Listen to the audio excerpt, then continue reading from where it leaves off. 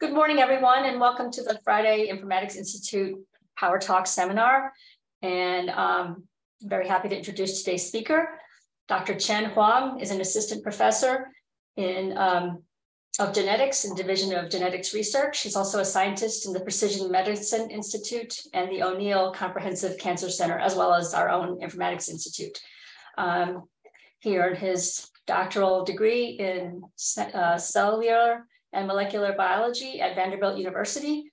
And his research interests are in proteogenomics of cancer biology and treatment innovations, looking at tumor systems biology at the protein level and computational approaches for and data analysis for finding protein markers and treatments. The name of his talk is Proteogenomics Presents New Avenues for Tumor Systems Biology. All right, thank you, Amy. Thank you for the introduction and also the opportunity for me to introduce our previous work as well as some of the ongoing research. Now I'm establishing my own laboratory. So good morning, everyone. Today I'm going to talk about the cancer proteome genomics, which is a promising and interesting direction to integrate multi-omics data to drive complex disease. So the reason why we think multi-omics, especially when you have the proteomics, could be so important is really because of the very complex tumor abnormalities. So when people think about the aberrations in the tumor genome, there are all kinds of things can go wrong. Copy number variations, structural variants, somatic mutations, these are readily to be translated into the transcriptome level abnormalities. And these will eventually lead to a malignant tumor growth and proliferation program accompanied by a lot of tumor-specific phenotypes. So because the tumor genome abnormality is so complicated, during the past 1 or 2 decades, large cohort studies, for example, TCGA, has been utilizing multi-omics techniques to profile the global tumor biological or molecular phenotype at different omics level. For example, DNA sequence allow you to detect the genetic level change, and RNA-seq allow you to detect the gene expression or other RNA level alterations like alternative splicing. So one sort of knowledge gap left after we have done all these TGA or other cohort-based genomic study is at the protein level. So when you look at the central dogma and think about how things can go wrong or go abnormal in tumor cells, from the RNA to protein or beyond protein, you have the translational regulation, protein stability, and protein modification, and so on. And those are all readily contribute to pathway outcome as well as other tumor phenotype. And not to mention that protein themselves are important biomarkers and druggable targets. So that's part of the reason that during the past 5 or 10 years, people have started to bring in the mass spectrometry-based proteomics and integrate the protein level characterization to the NGS-based genomics. So this new term, proteome genomics, is really to integrate our multi-omics identification and emphasize the understanding of the protein level to drive the biological and clinical insight discovery of the cancer study. So in the modern mass spectrometry, what we are doing is we extract the protein from the whole bulk tumor tissue, and then we use some specific enzyme to digest them into a peptide. And we use, for example, liquid chromatography to separate the peptide. And then we use mass spec to detect those peptides, which will be further assembled into the protein level. So how do we identify the peptides in the high throughput pattern? Is we construct what we call theoretical protein database, and we simulate all the digestion and the mass spectrum generation. And then just like you align your RNA reads into the reference genome, here we align the mass spectrum to our theoretical spectrum to identify what these spectrum refer or represent in terms of the peptide sequence. And this is really an oversimplified schematic diagram, because there are a lot of things need to be customized to really make this work better for tumor biology. For example, we need to probably incorporate the protein or peptide that are only seen in the tumors, instead of only use the canonical protein sequence to really identify tumor-specific protein. And there are a lot of optimizations are going on for this customized proteomics pipeline, which I will also show you some of our thoughts in my later talk. So there are also some of these large cohort proteomics tumor studies has been going on. And probably one of the most influential studies come from the CPTAC, Clinical Proteomic Tumor Analysis, led by the NCI. And during my postdoc, I have been leading the CPTAC proteomic studies for colon, head and neck, and pancreatic cancer. And all of my results presented today will come from these three publications. So just to give you an overall idea how we generate and collect the data, or what our cohort look like. This heat map showing you that in the head and neck cancer, we collect tumors from about 100 head and neck patients, and we used next generation sequencing, just like what TCGA has been doing, to profile the mutation, copy number change, RNA-based gene expression, microRNA DNA methylation. And then we also use the mass spectrometry to profile the proteomics and phosphoproteomics. And this number basically shows you that by this mass spec-based technique, we can identify and quantify about 10,000 proteins, as well as about 100,000 phosphor sites. And we have also well-detailed annotations in terms of the clinical, as well as the patient tracing data. So these provide our platform for us to really looking at not only the genomic abnormalities, but also their outcomes in the protein level. So this histogram shows you in the global level, the protein and RNA correlation is really moderate, while definitely below what people has expected when the proteogenomics studies has been published. So the median correlation coefficient is around 0.5, means that half of them shows relatively low correlation, and some of them even show negative correlation.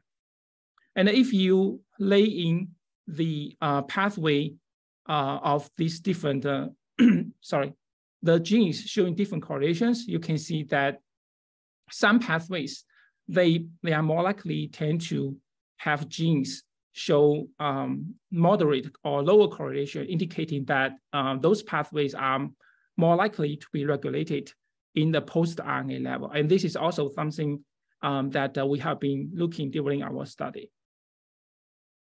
Okay, so I'm going to organize my presentation into 4 different categories to show you how we integrate proteomic data into the genomics, or integrate the proteomic data into clinical attributes, and to really translate those multi-omics data into clinical and biological insights.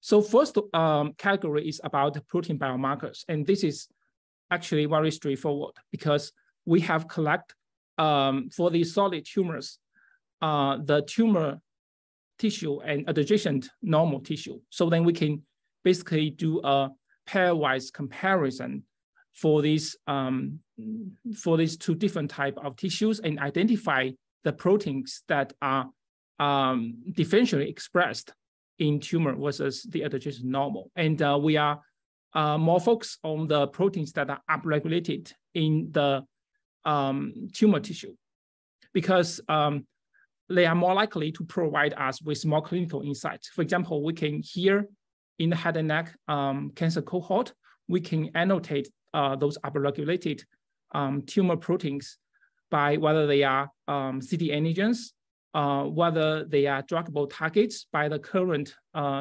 drugs on the market, and whether they are secreted proteins, making them likely to be biomarkers. And I'm just highlight 2 examples. One is a tyrosine kinase, another one is a secreted protein, where you can see in the RNA level, they either show downregulated or they didn't show a significant change in normal compared to adjacent normal, but only with the protein that you see significantly upregulated. So this argues, again, that at a lot of cases, protein expression cannot be represented, cannot be fully represented by RNA expression. And we did the similar thing for the phosphoproteomic data. So here is showing you that we lay out the differential phospho and the differential protein at the same plot. And we want to focus on the phospho change that with a higher fold change than the protein. So then we can exclude the confounding effect from the protein level change.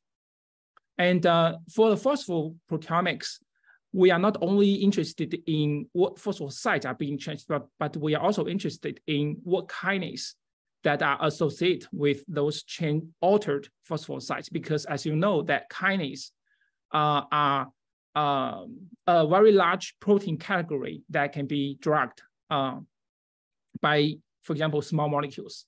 And indeed, in this head and neck cohort, when we get the differential phosphosites, we can infer the kinase whose activity are increased in this cancer type.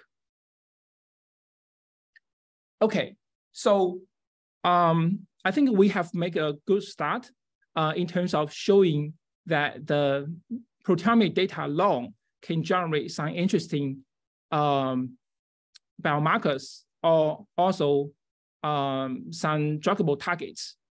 But we really want to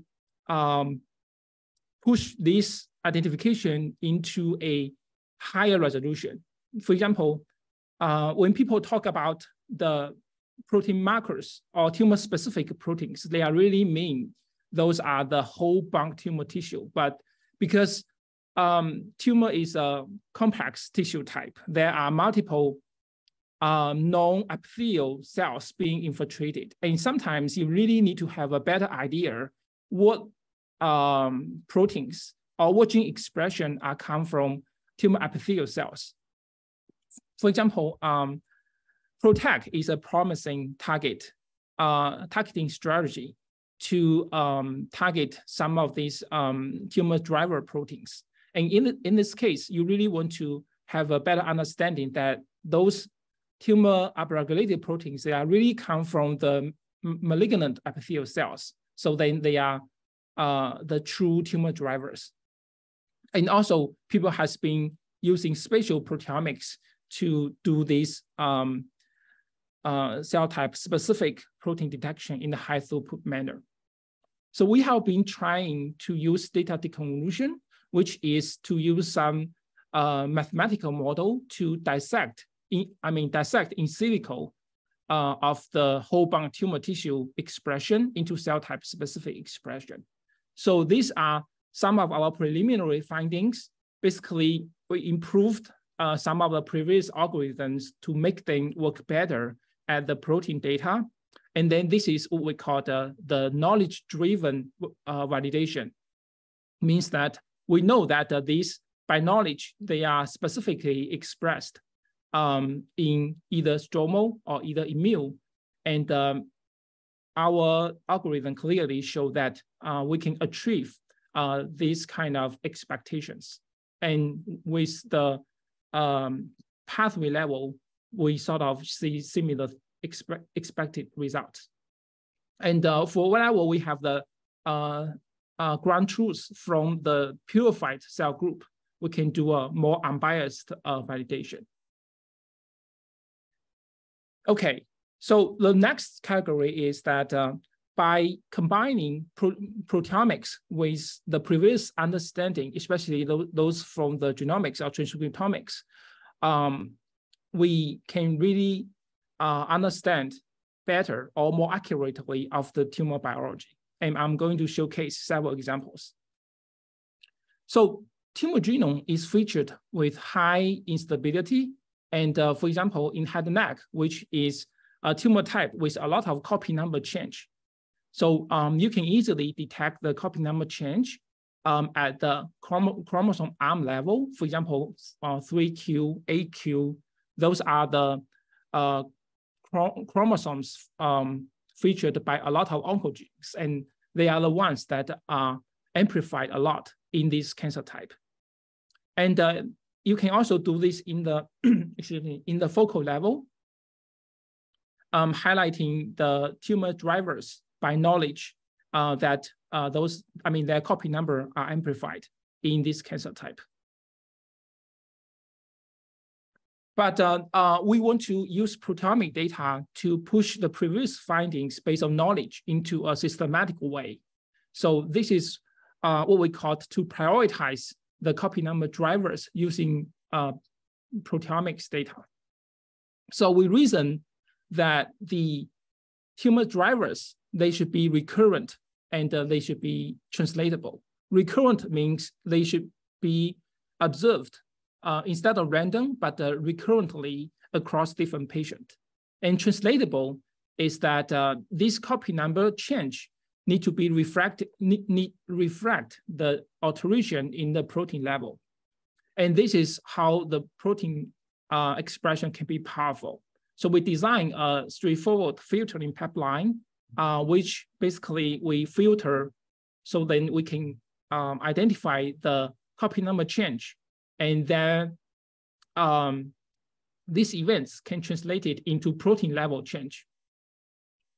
By doing this, we narrow down the global copy number alter to about 200 genes in the head and neck cancer. And we use some orthogonal data set to validate our finding.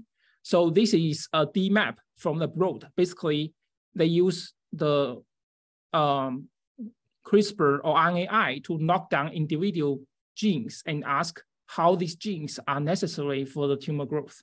And you can see that the copy number drivers identified from our pipeline, they show a lower Achilles score. So Achilles score reflecting how the tumor cells, their growth is inhibited by knocking out those genes compared to the genes before the filtering with the proteomics. Our prioritized genes indeed show much more contribution to the tumor growth. And further, we did some pathway analysis to show that not only we can recapitulate some of the previous tumor driver genes or pathways, but also we can identify some of the new pathways that are involved in this cancer type, and their alteration well, they have been altered in the copy number level. Another example is that I want to show you not only the proteomic data can add the insights into the genomic data, but sometimes the proteomic data can even correct the understandings based on the genomics. So in genomics, there is a 2020 rule basically saying that the genes with larger than 20% mutations being truncation mutation, then the 2020 rule will assign the gene as the tumor suppressor gene. It sort of makes sense because people think that truncation mutation is, in a lot of cases, are loss of function. So when you have loss of function, then these genes are likely to be tumor suppressor gene. But in our colon cancer study, we found some case. One of them is SOX9, and it actually fit into this 2020 rule because in this stop gain, which is the truncation, it accounts for 1/3 of all the mutations.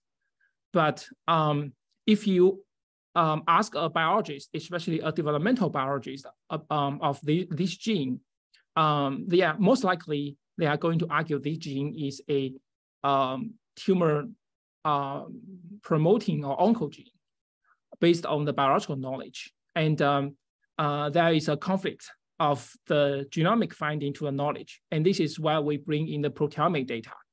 So what we found is that, interestingly, even with the stop gain or truncation mutation, there is actually an increase in terms of the protein expression, which is argued against the tumor suppressor gene of SOX9.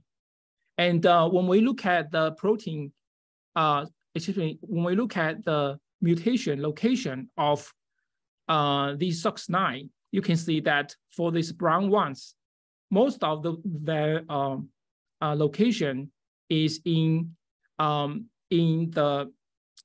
is outside the functional domain, but before this lysine residue, which means that it's very likely that the stop gain does not affect the core function of SOX9, but it can remove this lysine. And later we combined with the literature saying that this lysine residue is actually a ubiquitination site, which means this stop gain will remove actually this ubiquitination site, thereby stabilizing the SOX9. So this is correcting our understanding of the 2020 rule, means that, not all the translocation are necessarily loss of function, and not all the case where you see a lot of translocation, these are tumor suppressor genes. Okay, so going forward, we really want to push our findings into a more systematic manner. So in our previous publication, we have shown people successfully those well-known tumor drivers, TP53, KRAS, P10, etc. But we are still need to demonstrate that omics data can not only provide us with insights to those well-known tumor drivers, but also some of that not that well-known mutations, or sometimes even the rare mutations. So to do this, we can use protein sequence structure and definitely the protein expression and phosphorylation-based machine learning to predict how the mutations affect protein phosphorylation, because phosphorylation is one of the key components involved in the pathway transduction. And also to use network to link mutations to protein interaction and co-expression, because if you think about how protein function in the network or pathway level, the protein-protein interaction and the co-expression is really some important data modality you need to think about. Okay, in the last talk, I'm going to present you how we can combine our omics data and to put them in a very close clinical context. And one example is the targeted therapy for the head and neck cancer. And the take-home message is that previously, based on the genomic evidence, people tend to think that EGFR copy number amplification, which is a common event in this cancer type. And these copy number amplification increase the EGFR receptor expression and drive the EGFR pathway activity and then the tumor growth. And people or physicians have been commonly using the EGFR monoclonal antibody, for example, cetuximab. The EGFR monoclonal antibody, the way it works is to block the ligand, EGFR ligand binding to EGFR. So one caveat is that the response rate is around 30%. So this is relatively low. So with the proteomic data, we really want to gain some insights. Well, our initial plan is to gain some insights why the response rate is so low. So we think there might be some sort of functional redundancy, or we probably didn't use the correct biomarker to screen the patient. So this heat map shows in our head and neck cancer cohort, where the columns represent the patient, and they are ranked by the EGFR copy number. The red ones are those with high copy number amplifications of EGFR. And then you can clearly see that the EGFR copy number amplification can be translated into the increased RNA, protein, overall phospho, as well as some of the tyrosine residue that are known for EGFR function. And this is the correlation coefficient for EGFR copy number to the other molecular phenotypes. Now, when we look at the EGFR activity, so this is inferred EGFR activity. What we did is we took the previously curated EGFR downstream transcriptional target and used their expression to summarize a score to represent EGFR activity, EGFR pathway activity. And we found that the EGFR copy number or EGFR protein phospho increase does not necessarily corresponding to the increased EGFR pathway activity. And these suggest that maybe EGFR copy number or increased EGFR expression is not a good biomarker reflecting the EGFR pathway activity. So we turn to look at the EGFR ligand. So there are 7 EGFR ligands being reported in the literature. So based on gene expression, we found that 4 of them are upregulated. 5 of them are upregulated in the tumors compared to normal. And when we look at these 5 EGFR ligands, indeed, they show a very good correlation to the EGFR pathway. And then we took in our proteomic data. And here, you can see that when our phospho and protein data together in these EGFR downstream pathways, we found that only the phospho level of the EGFR pathway components are correlated to the ligand, to the EGFR ligand, but not to the EGFR receptor. So this fits very well with the other omics, the gene expression-based inference. And this suggests that the EGFR pathway transduction reflected here as the phospho level change is really determined or correlated by the EGFR ligand instead of the EGFR receptor.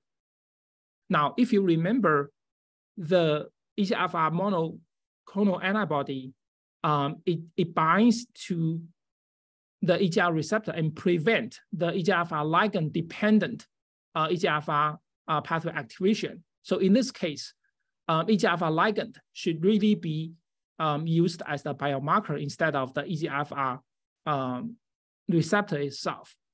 And actually, in the publication, we show that there is an EGFR ligand independent pathway that is better associated with EGFR receptor copy number change.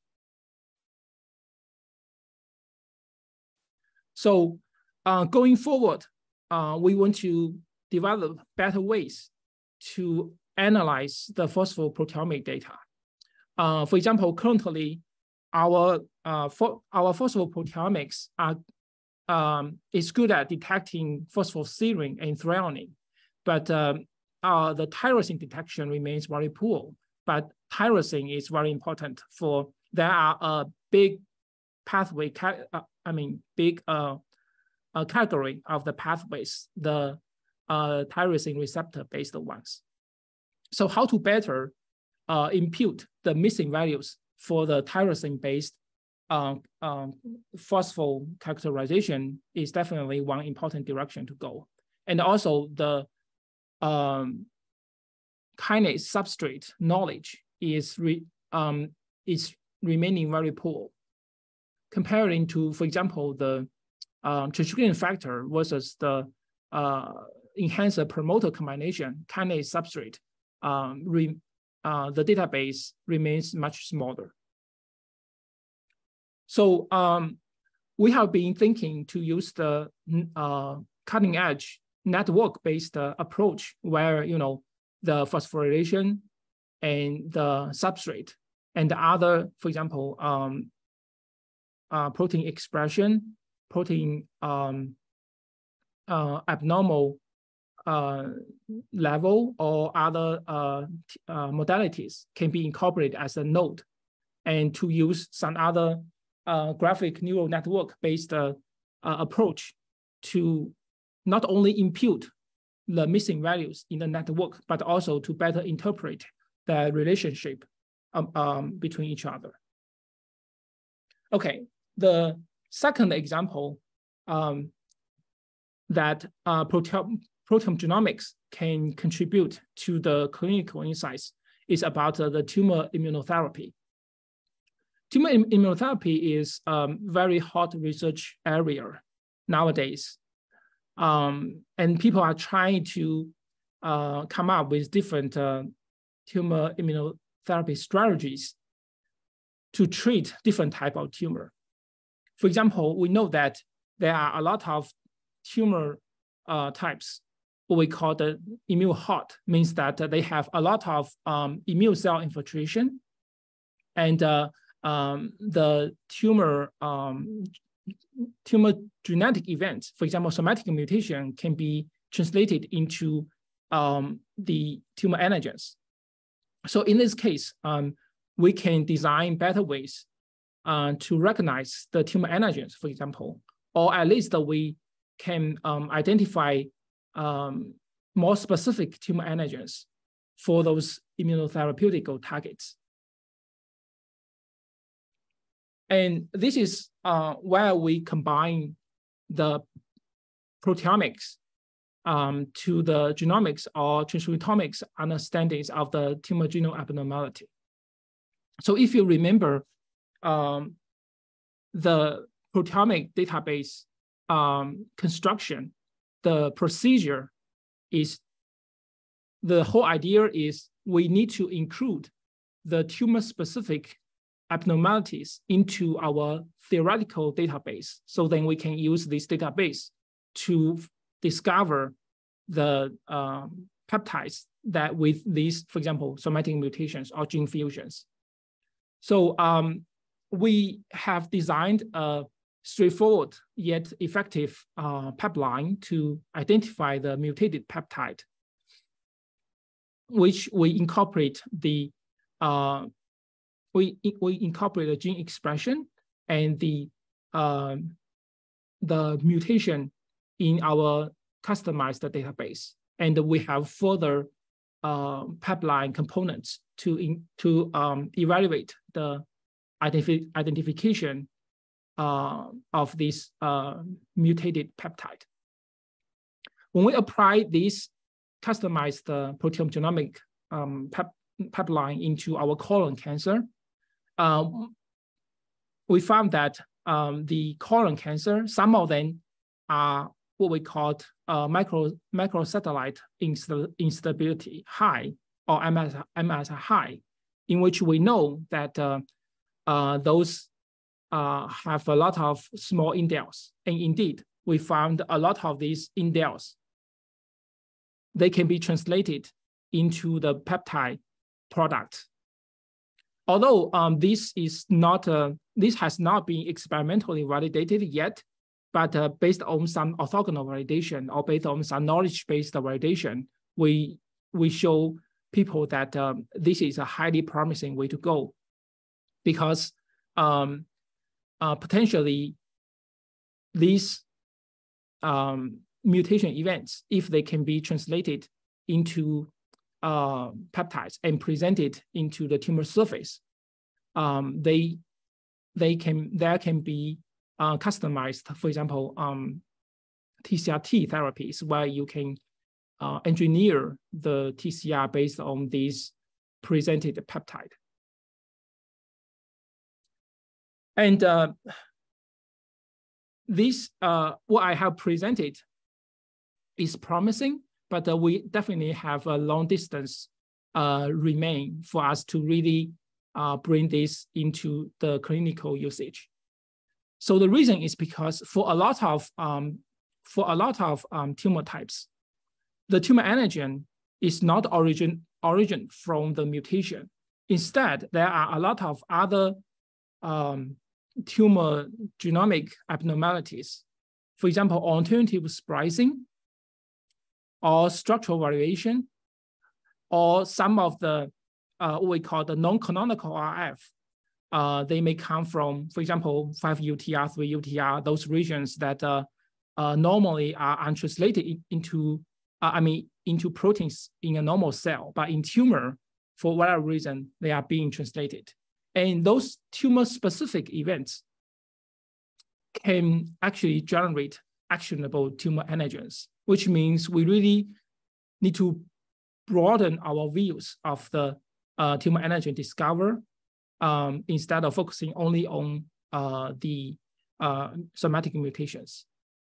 So that's why there has been a lot of groups, including ours, try to come up with better ways to build what we call the customized mass spectrometry library to incorporate those genetic abnormalities into the library. For example, I have told you about the somatic mutation calling for the whole exome sequencing. And actually, there are also like alternative splicing or structural variations can be inferred, for example, using chemo-based approach from the RNA-seq. And nowadays, people have also been using, for example, long-read sequencing. This technique is very powerful to refer alternative splicing and structural variation. And also RiboSeq. This technique can directly detect the actively translated regions. For example, for the non-canonical open reading frame, RiboSeq is a very powerful technique to detect those abnormal translational regions in the tumor. And when you have a better customized mass spectrometry library, you have a better opportunity to identify tumor-specific peptide, and then which will allow you to further prioritize what peptides can be bounded by HLA and be presented as tumor antigens. Okay, so how about the immune cold tumors? Those tumor types are usually known to have low immune cell infiltration, but people are still trying to come up with some ways to reactivate the immune infiltration for those tumor types.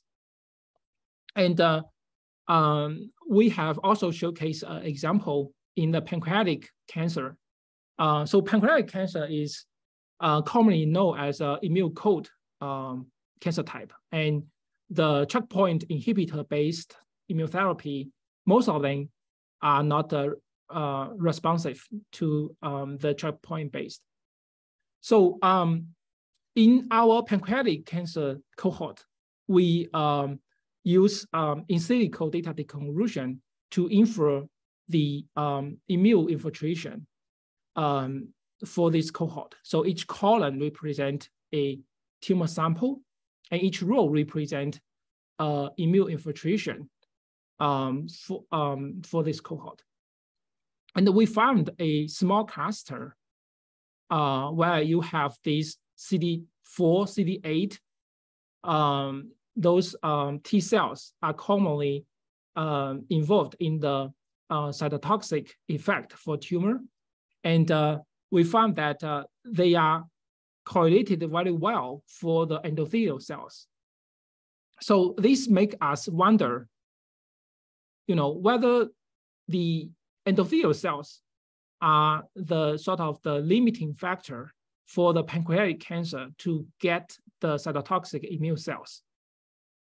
Or in other words, does the immune cold pancreatic cancer show, because of they have downregulated normal epithelial cells, and for whatever reason, the immune cell cannot infiltrate it into these cold tumors. So we use our proteomic data to look at some key biomarkers or key factors involved in the normal epithelial function. And indeed, we found that for the purple one, which is the ones with that small cluster, high CD8, high CD4, they have higher level of these, what we call the normal endothelial markers compared to the other three group where the tumors are featured with immune cold. And instead, for those immune cold tumors, they are not only lose the normal endothelial markers, but they gain the pathological endothelial markers. So this is an example where only the proteomic data can give you some clear biomarker indication of the pathology of endothelial cells, or we call endothelial cell reprogramming in pancreatic cancers.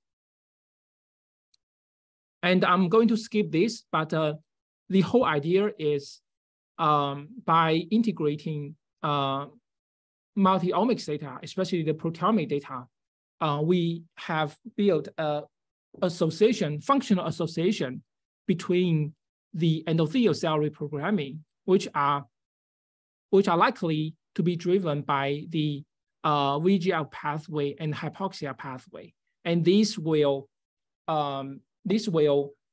likely to inhibit the immune cell infiltration as well as immune cell function. So this make some sense to biologists because if you think about the endothelial cells, the tumor vasculature is the sort of barrier between the blood and the blood cell and the tumor epithelial cell. So these make us hypothesize that the endothelial cells or endothelial related pathways, they might be targeted to improve the immune cell infiltration or maybe the whole tumor microenvironment for the pancreatic cancer. Okay, so the last category is about patient stratification. And this is really new because people have been doing this quite a lot using genomic or transcriptomic data. This is what people call the tumor subtyping in the large cohort tumor study. For example, in the head and neck, we can easily, using the proteomic data, we can easily subdivide the whole cohort into 3 subtypes. And the different subtype, they are likely to show different tumor driver events For example, the first one is what we call the chromosome instability high. And the third one is called the immune, means that these are relatively immune hot tumors. And what we really need to understand is what pathways or what molecular phenotype are enriched for these different subtypes. And in this case, protein expression and protein phosphorylation can provide some unique insights for these different subgroups.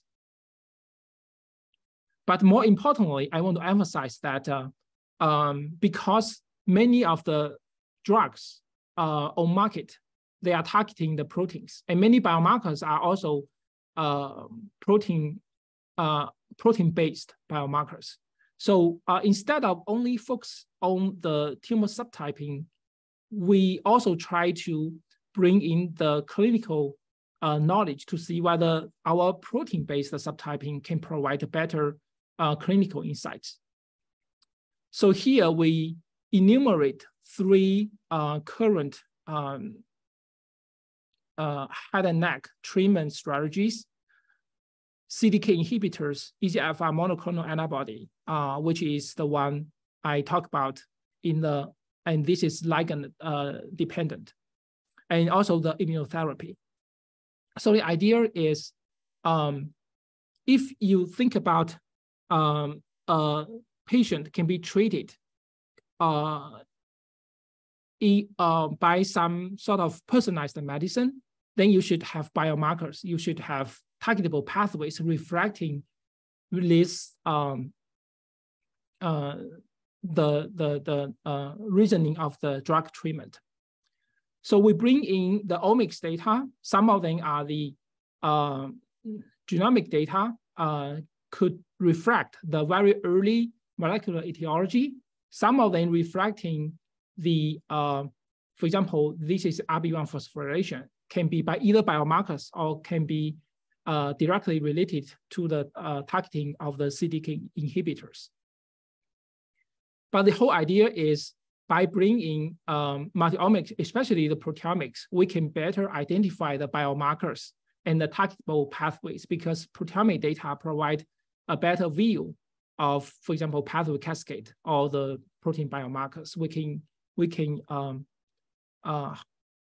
gain better confidence when we enumerate the current pathways, current treatment for individual patient group. And when we show the specificity, we indeed find that the biomarkers or the targetable pathways we identified for each of the patient group, they are not only show specificity when we compare them to the patient following this group versus patient not only following this group, but they also show high increase if you compare them to adjacent normal. So going forward, we really want to go to a deeper resolution in terms of this precision oncology or customized tumor patient treatment. So the idea is, although we can subdivide the patient group into individual categories, but also we need to think about in different disease contexts how this subtyping makes sense. For example, for the chemotherapy, we already know by knowledge that there are a lot of pathways in tumor cells can be activated to counteract the chemotoxicity from the drugs. And actually, different patients from our omics data are likely to show different chemo-resistant pathways. For example, some of them may block the transportation of the drug into a cell. Some of them may rescue the DNA damage by the drug. Some of them might inhibit the drug triggered apoptosis to promote cell survival. So what we have been trying to do is to come up with better,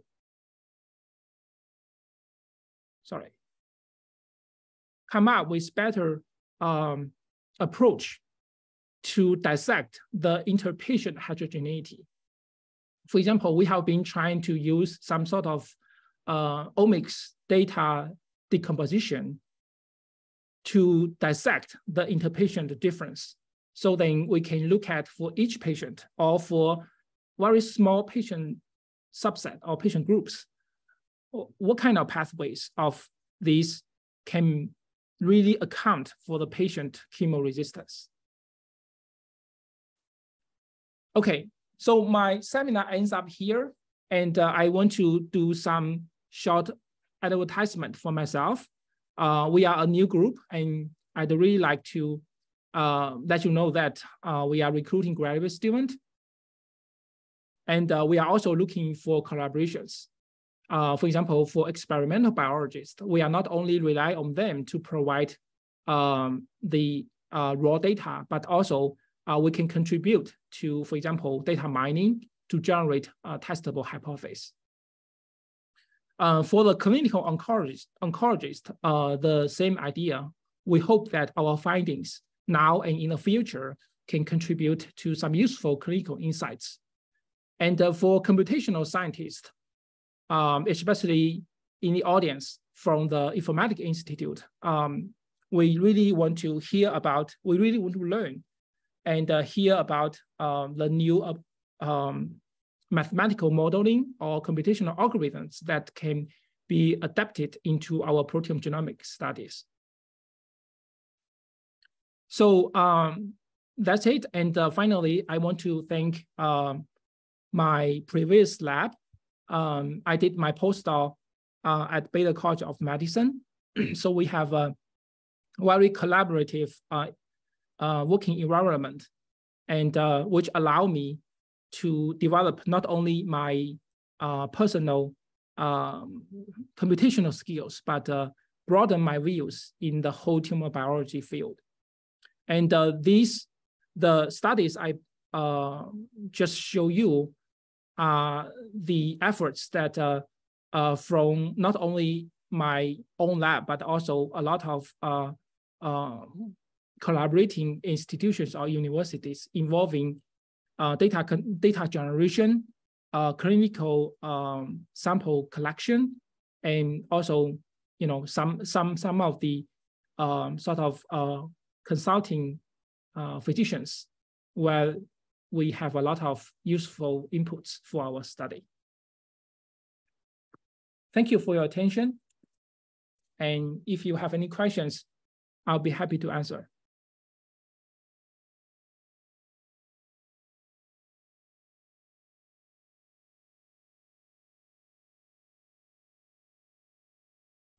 Well, thanks for the great presentation. You know, really happy to have you at UAB and doing this kind of work. I'm glad that we have an affiliation with you. So just kind of wondering, you know, what are some of the collaborations that you might be looking for? Like, are you looking more for data sources, tissue sources, computational, clinical, or that type of collaboration, or all of the above? Yes. Short answer is all of them. Yeah. We definitely looking forward to collaborate with the local experimental biologist. And yeah, I mean, as a computational biologist, you know, we want to make the best use of our findings and our techniques.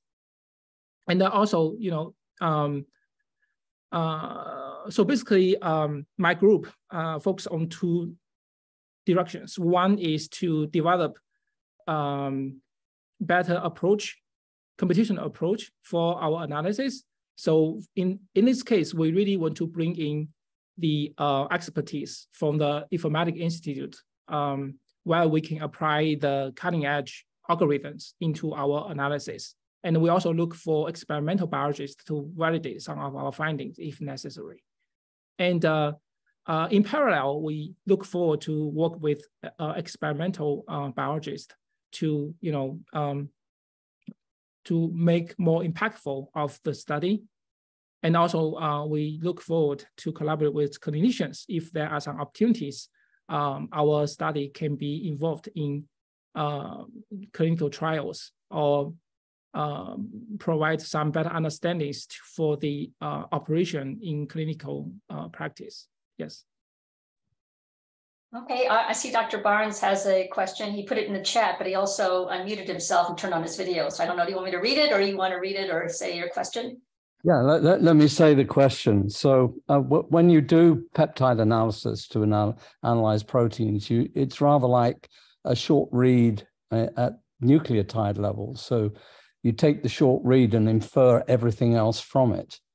But I know from the work that I do on proteins and protein chemistry and also metabolomics is that you see many peptides that actually are not part of a protein, but they represent metabolism of the protein.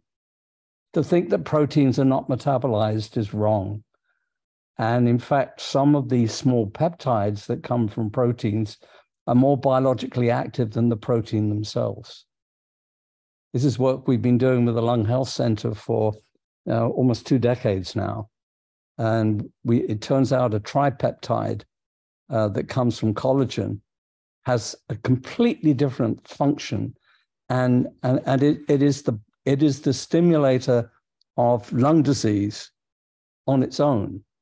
And so we've work that was done with Imperial College in London found that by knocking out that particular protein, it turned out to be there was an enzyme that hydrolyzed this peptide.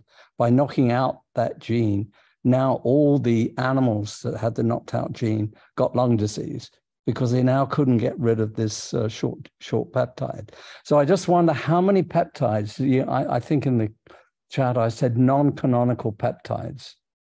So we're all restrained by canonical pathways. It doesn't matter whether you're looking at protein chemistry or you're looking at metabolomics. We're stuck with pathways that people have written before. And what we need to do is to get very sophisticated machine learning by combining phenomenology with what we can measure, even if we don't know what it is. So for instance, you might see a peptide, it doesn't map to anything in the database because the database never had it. Yeah. And so machine learning really is help us enormously, and I'm sure that's the sort of direction going in. Yeah, absolutely. Yeah, thank you for the question. Yeah, I think this is something a lot of proteomic people or metabolomic people has been pursuing, and we certainly have great interest in dealing with this, especially in cancer, because the whole cancer growth program will cause a lot of abnormalities, well, not only in protein expression, but just as you mentioned, modification. And a lot of them are related to metabolism change. And also a lot of these non-canonical peptides where if you use the canonical protein database, there's no way you can identify this in the mass spec. And so there are several ways people has been trying to do well, but I would say that we are still in a very early stage to completely understand that. For example, for the PTM, the post-translational modification, so there are tons of different formats of the modification. For example, for the glycosylation, one format will give you, I don't know, probably more than hundreds or even thousands of modification forms, and this will, affect your mass spec search. So, well, maybe we can talk about this offline, but the idea is we try to use, for example, the machine learning you just mentioned, or probably some of what we call open search, where we do not give some very stringent when we do the mass spec search. Instead, we do some open search. We give some unknown X or we allow some sort of variation, either for the amino acid or either for the modification.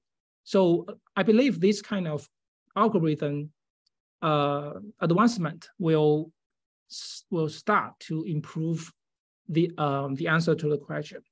And also, maybe the sample processing can also help because for example, when we start the phosphoproteomics, if you don't perform the phospholipid enrichment, the detection of this can be very low. So I would imagine that if you have some improved sample processing, allow you to enrich for some specific modification, and that will also help. So in terms of the non-canonical peptide, I think it's a very intriguing field because when people think about the tumor-specific events, either antigens or druggable target, this is something where the genomics or transcriptomics can be combined to create some customized database for doing that. But I totally agree, there are a lot of unknown things to explore. Sure, I look forward to talking to you more. Yeah, me too. Any final questions? Well, we are over time, so yeah, go ahead. Last question. No, yeah, so thank you very much. I was interested in the proteomics area, but the challenge I see is the result is mostly time dependent, time matters. And how do you see this as a biomarker? Because it's more a time dependent phenomenon rather than, a marker that can be stable over time.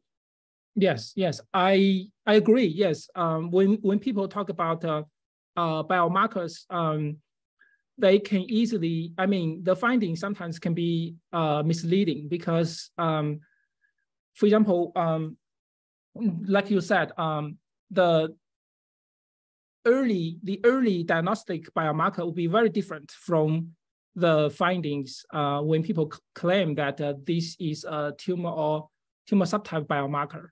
And I think currently what the best the proteomics can do is we only can claim that the protein-based biomarker works only for the tumors that are dissected or the tumors are being incorporated in our study. But in terms of, if you go to more early or more detailed disease context, that would be still unrealistic to put that statement. But I know that there are some computational or some experimental ways to improve this biomarker discovery. For example, people try to use some computational approach to construct this pseudo-time-based characterization and to infer some of the early alterations. All right, thank you. Thank you for the question, and thank you again for the great presentation. I'm really excited to see this kind of translational research going on right at UAB. So I know many of the people in the audience are from UAB. So if you're looking to collaborate, or or you're a mentor, a grad student or potential grad student who would be interested in doing this kind of research, then you can reach out to Dr. Huang, or I can put you in touch with Dr. Huang. Thank you for everybody for attending and for the great questions. Thanks for the great presentation, and have a great weekend. Hope to see you at the next Power Talk. Thanks very much. Bye-bye. Bye-bye.